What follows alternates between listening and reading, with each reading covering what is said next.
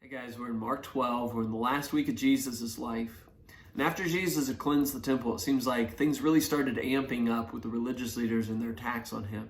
Remember, Jesus had told his disciples 3 times that these are the people that's going to kill me. And so when he comes back into the temple, we have the chief priests, the elders, and the scribes who are questioning him about his authority. Who gave you the right to come in here and do the things that you did? And then Jesus tells this parable about how God had patience with them, even though they had murdered his prophets, and now they're going to murder his son. And his patience is going to run out, and he's going to place judgment on them. And then the blessings that he was giving to them are now going to be given to somebody else. And now we see that we have the Pharisees and the Herodians that are coming together, and they are going to lay out this trap beginning in verse 13. It says, "Then they sent to him some of the Pharisees and the Herodians to catch him in his words. And when they had come, they said to him, 'Teacher, we know that you are true, and you care about no one, for you do not regard the person of men. But teach the way of God in truth. Is it lawful for us to pay taxes to Caesar or not? Shall we pay or shall we not pay?' But he, knowing their hypocrisy, said to them, 'Why do you test me? Bring me a denarius that I may see it.' And so they brought it. And he said to them, 'Whose image and inscription is this?' And they said to him, 'Caesar's.' And Jesus answered and said to them, 'Render to Caesar the things that are Caesar's, and to God the things that are God's.'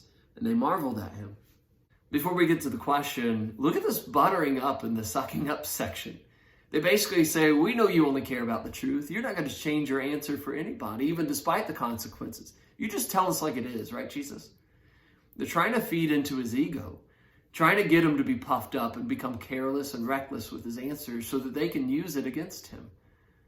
And so how does he answer? Well, first off, it says, he, knowing their hypocrisy, he knows what they're up to. He's not going to fall into any kind of flattery.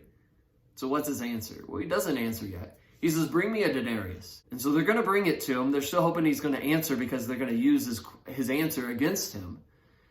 But they bring it to him, and he picks it up, and he says, "Whose inscription and picture is on this?" And they say, "Caesar's." So he says, "Give unto Caesar the things that are Caesar's, and give unto God the things that are God's." And they're just marveling at his answer here.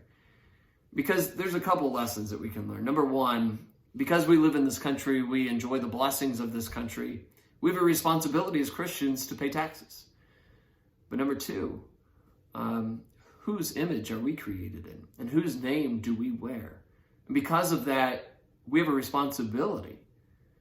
Even if we don't bear his name, we bear his image. We are created in his image.